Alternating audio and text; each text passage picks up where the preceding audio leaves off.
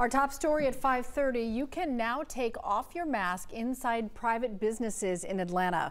Mayor Bottoms has lifted the indoor mask mandate with one exception. Christy Diaz is live in Atlanta with more on what prompted the change. And Christy, Mayor Bottoms is clear that this is just a cautious step forward.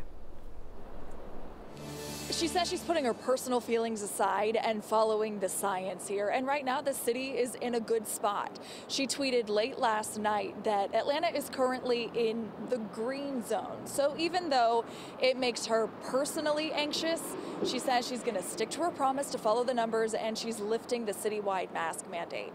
Now, Atlanta is in the green zone, and the city has been following this color-coded system since August. Red and yellow represent the worst levels, blue and green represent the best. Right now, we are in the green zone, which means we're seeing about 20 to 75 cases over a 10-day span, and COVID hospitalizations remain low. Emory's Dr. Carlos Del Rio helped the city come up with this color-coded system. There's good news. It's time to lift up the restrictions, and this is the right move. Cases start going up, but we start seeing an uptick.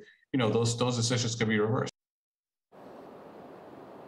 Now, it is important to note that lifting this mask mandate means you can take your masks off in private businesses and in public places, but you do still have to wear them in any city building. Cheryl.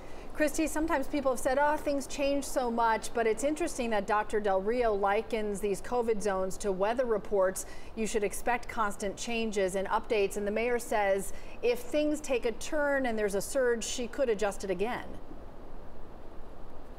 Absolutely. This is going to be changing all the time now, and that color-coded system, it still stands, and each level is based on certain numbers, data, and metrics. So if the numbers change, then the restrictions will either tighten or loosen according to the numbers. And Dr. Del Rio says we should get used to that.